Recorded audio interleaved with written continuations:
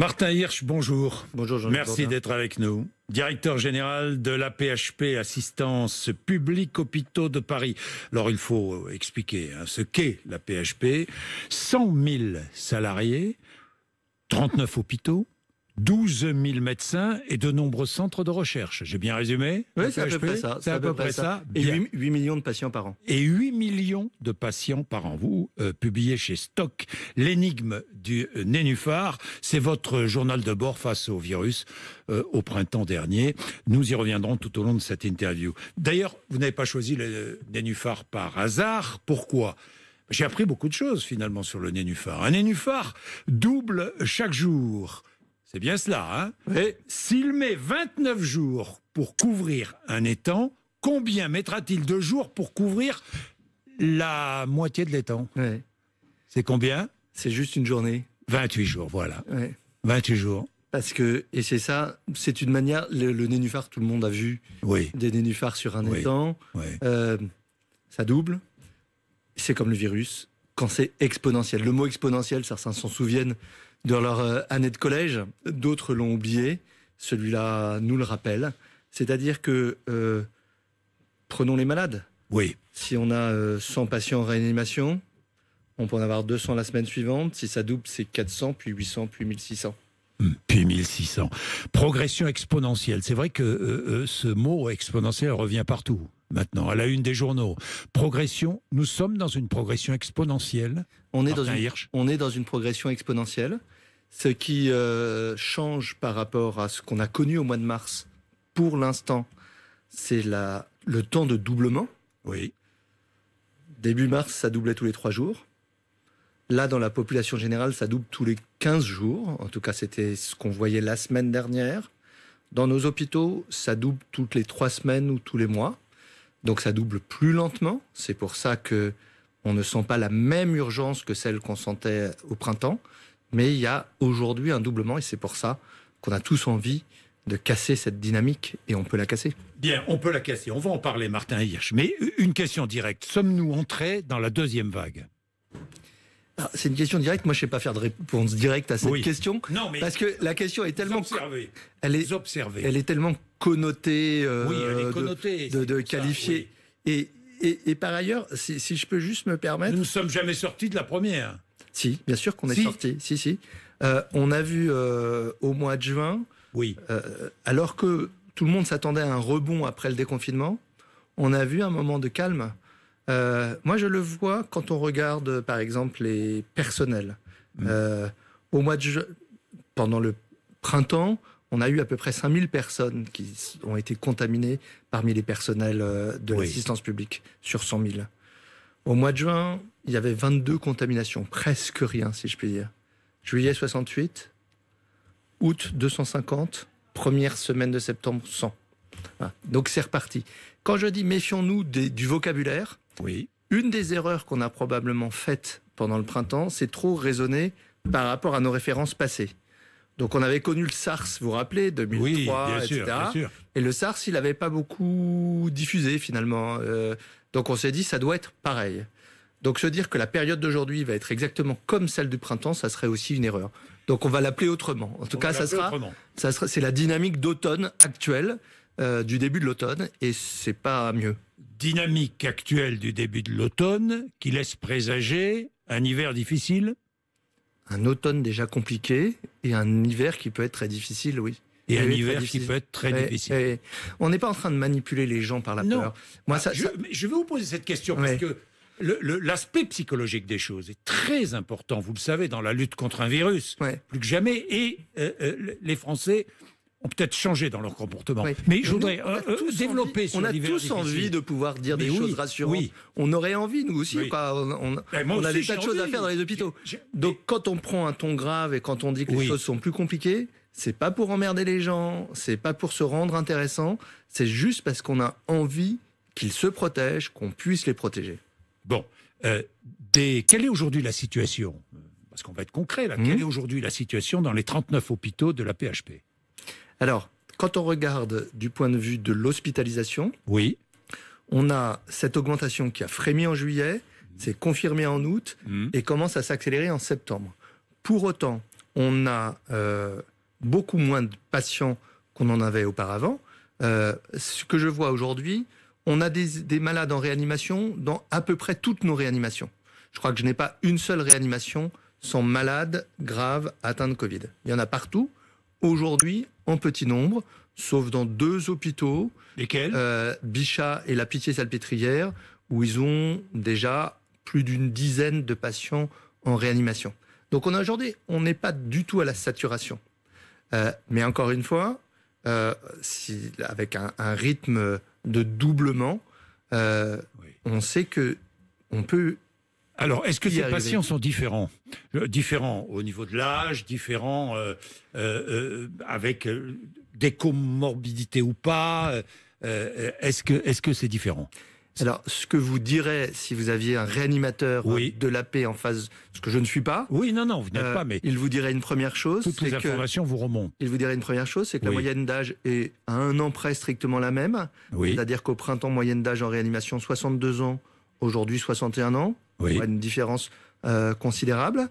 Que dans les patients en réanimation, ils le voient le même type de profil.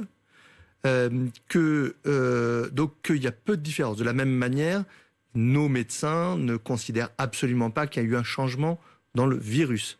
Ce qui a changé, c'est les couches de la population dans lesquelles le virus a le plus circulé pendant la période d'été, qui sont effectivement plutôt chez les plus jeunes, qui sont a priori moins sensibles, sauf s'ils ont de fortes comorbidités. Et donc, c'est pour ça qu'on n'a pas l'impact aussi fort et aussi immédiat dans les patients qui sont hospitalisés ou en réanimation. Bien, il y a des médecins, des chercheurs, vous les avez vus, qui signent des pétitions pour dire la communication est anxiogène, on en fait beaucoup trop, les dangers sont exagérés. Est-ce que les dangers sont exagérés, Martin Hirsch ? À mon sens, non. Non. À mon sens, non. Bien. À mon sens, non. Oui, mais regardons ensemble l'aspect psychologique des choses. Oui. Aujourd'hui, le discours reçu par les Français n'est pas le même que celui du printemps. Je veux dire par là que des Français nombreux ne font plus confiance au discours officiel et même au discours des médecins. Pourquoi, Martin Hirsch ? Pourquoi ? D'abord, on a envie d'entendre un certain discours et donc il ne faut pas céder non plus à la facilité de dire puisque la population attendrait ce discours-là, on va lui servir ce discours quitte à se contredire plus tard. Ça, c'est la première chose. La deuxième chose, c'est que il y a eu pendant toute cette période des messages un peu contradictoires. On rappelle sur les masques, etc., qui font que on se dit on va prendre plutôt la partie la plus favorable du discours. Et puis on a envie que le discours soit cohérent avec la réalité qu'on a envie de ressentir. Donc il y a tous ces phénomènes-là. Je pense qu'il n'y a qu'une seule solution face à ça, c'est de continuer à dire la vérité. C'est comme devant le prétoire.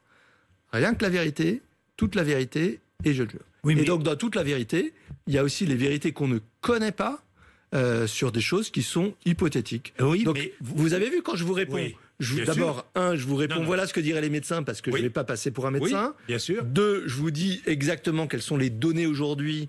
Je ne vous dis pas précisément comment je les vois dans 15 jours ou dans 3 semaines. Je ne suis pas Madame Irma. Mais par ailleurs, je vous dis ce qui nous paraît le plus probable. Martin Hirsch, quand nous lisons et nous entendons cette maladie n'est pas plus grave que beaucoup d'autres, quand l'exemple suédois est brandi comme un étendard, la Suède vit normalement avec le même virus. Et que répondez-vous à cela ?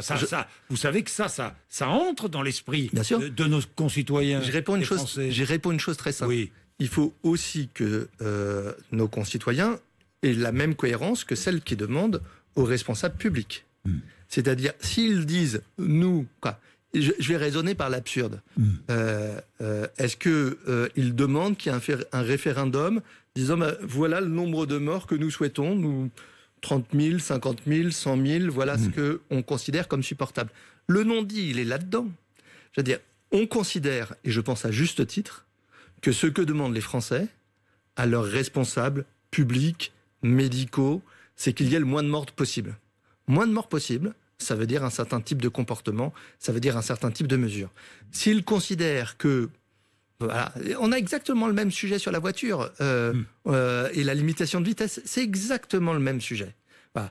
On ne peut pas avoir en même temps pas de limitation de vitesse et moins de morts.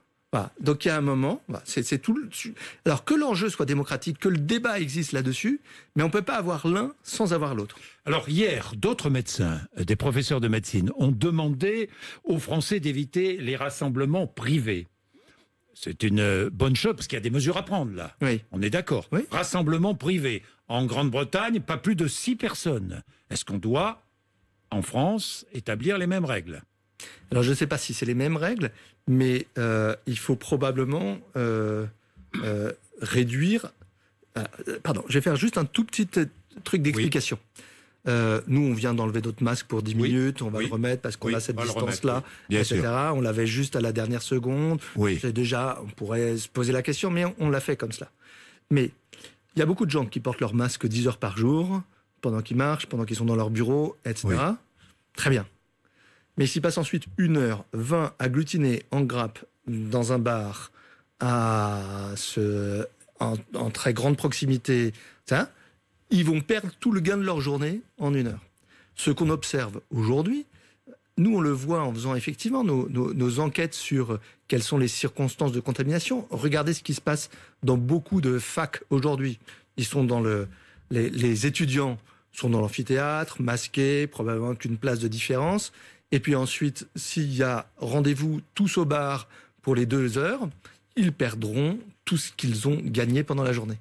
Donc, il y a probablement à agir là-dessus, si on veut, encore une fois, comme on le disait tout à l'heure, faire en sorte qu'on ne se retrouve pas avec les hôpitaux surchargés et trop de morts. D'ailleurs, le président de la région Provence-Alpes-Côte d'Azur demande l'interdiction des fêtes de mariage. Exactement. Et la fermeture des plages. Et la fermeture des plages. Et la fermeture des plages. Prise de conscience, voilà. Est-ce qu'à Marseille, à Bordeaux, il y aura des mesures annoncées aujourd'hui? En Guadeloupe, on doit, par exemple, fermer les bars à 22h. Est-ce qu'on doit éviter, je ne sais pas, moi, des mesures un peu coercitives?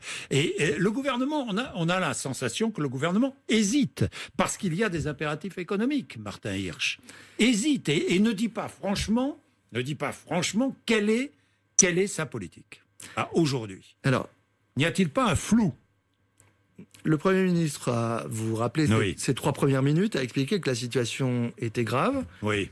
Deuxième temps du raisonnement, on a compris que des mesures nationales homogènes pouvaient pas être moins acceptées ou éventuellement moins adaptées. Et donc, il faut s'attendre, région par région, peut-être métropole par métropole, à des mesures qui soient adaptées. Alors, pourquoi est-ce que c'est pas absurde comme stratégie? Et pourquoi vous le traitez comme flou, mais peut-être on peut le traiter comme du sur-mesure? Très bien. Il n'y a pas de plage à Paris. Paris-Plage est fermée. Ouais. Voilà. Donc, Muselier, hier, il dit, moi, c'est sur les plages qu'il faut fermer, parce que ça doit pouvoir être documenté. C'est plutôt le soir sur les plages. À Paris, ça sera peut-être plutôt les bars. Quand on regarde les transports, l'utilisation des transports en commun ou le surnom, c'est peut-être pas la même chose ici qu'ailleurs. Donc, plutôt que de dire un jour un Premier ministre qui fait le catalogue en disant j'annonce le métro, ce qui fait une belle jambe aux métropoles dans lesquelles il n'y a pas de métro, ou j'annonce les bars, ce qui fait, ou les plages, ce qui fait, etc., on va s'apprêter à avoir effectivement régulièrement des mesures territoire par territoire. Et tout à l'heure, avant l'émission, vous me demandiez l'Allemagne, et vous me disiez, l'Allemagne, elle fait des choses qui sont plus géolocalisées. Donc on va faire plus de la géolocalisation, comme on fait dans notre vie quotidienne. Parlons du dépistage. Est-ce qu'il ne faut pas rendre le dépistage obligatoire pour les populations à risque? Les personnes qui travaillent dans les EHPAD, mais surtout le personnel de santé, les enseignants? Alors, sur le dépistage, le dépistage est un élément majeur. On a réussi quantitativement à monter. Visiblement, les Français sont courageux. Ils acceptent de se faire gratter le nez quand il le faut, puisqu'il y en a 1 million par semaine. Ou hypochondriaque. Non, pas hypochondriaque. Je pense pas hypochondriaque. Non, je pense que plutôt responsable. Hein. On a dit d'un côté qu'il y avait un petit côté parfois de contradiction et d'insouciance. Là, il y a un côté de responsabilité. Ceci a un impact sur la rapidité du dépistage. Rapidité, mot-clé. Et donc, c'est pour ça que nous avons engagé les moyens de pouvoir mettre à disposition le plus vite possible des tests rapides qui ont 2 avantages. Tests antigéniques. Antigéniques. Oui.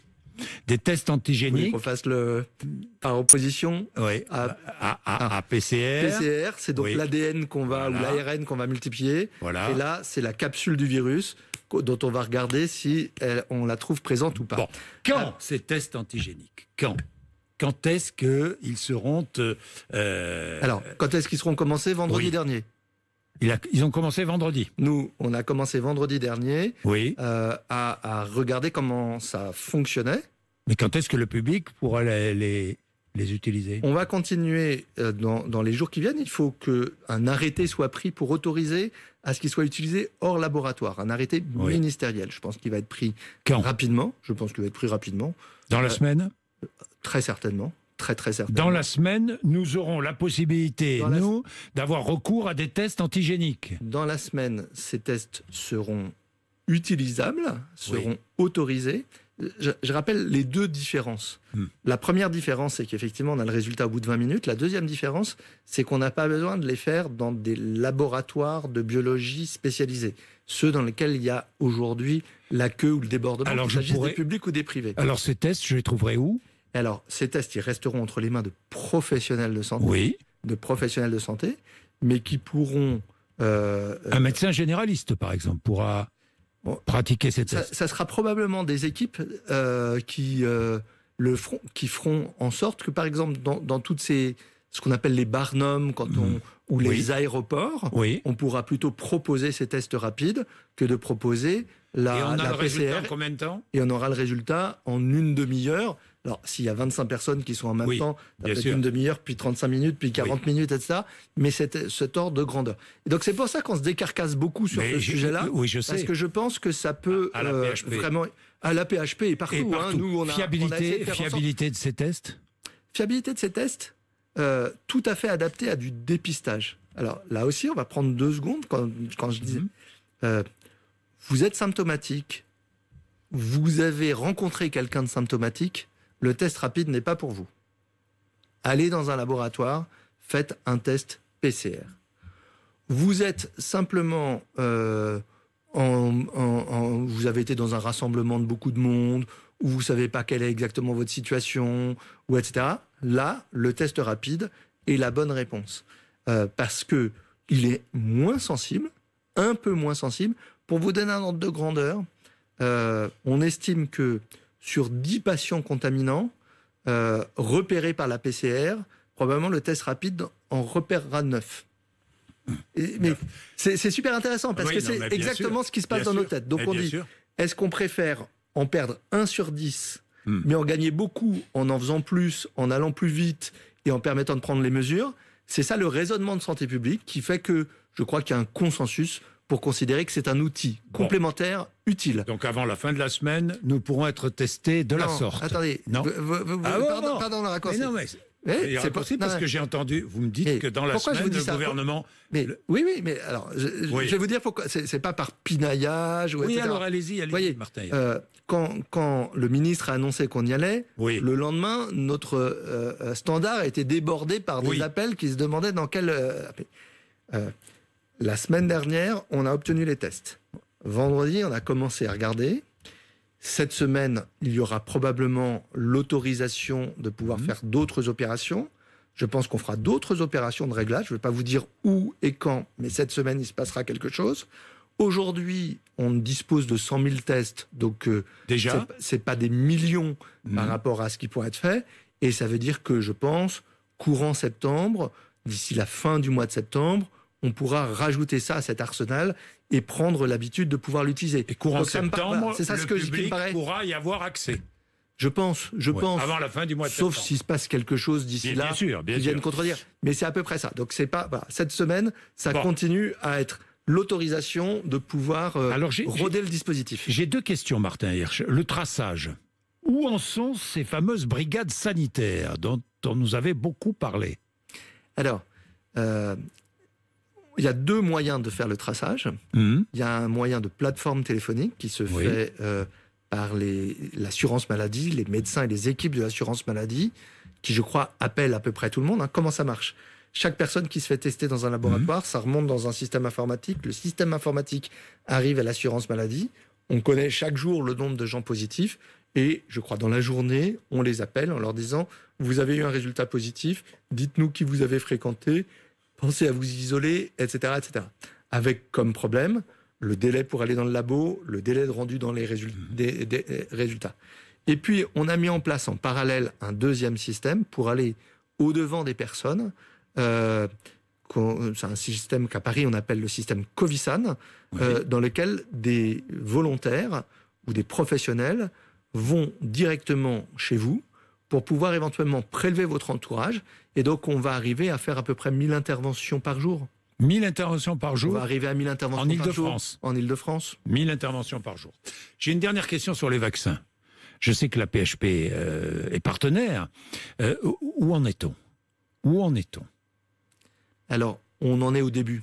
En tout cas, oui. Les vaccins, dont je rappelle que on ne sait pas quand on aura le vaccin contre Covid, on sait quand on a le vaccin contre la grippe. On l'a aujourd'hui.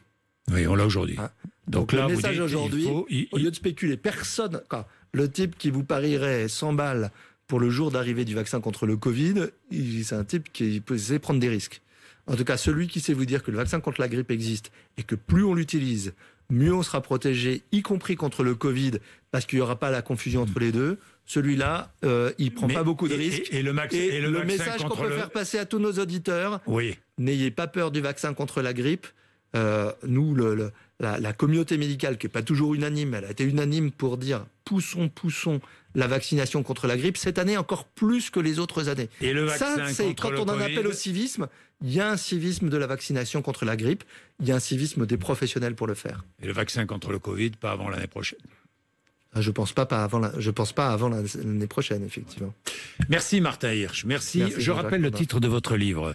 C'est passionnant parce que vous avez accompagné toutes vos équipes, tous les patients, tous les malades pendant la crise du printemps dernier. Vous racontez ça au jour le jour face au virus. C'est absolument passionnant. L'énigme du nénuphar aux éditions Stock, oui. Et c'est ces équipes qui ont été fabuleuses. Ouais. Et voilà. Et donc il faut leur faire confiance quand elles disent aujourd'hui, la situation nécessite la plus grande vigilance. Merci beaucoup Martin Hirsch. Il est 8h56, RMC BFM TV.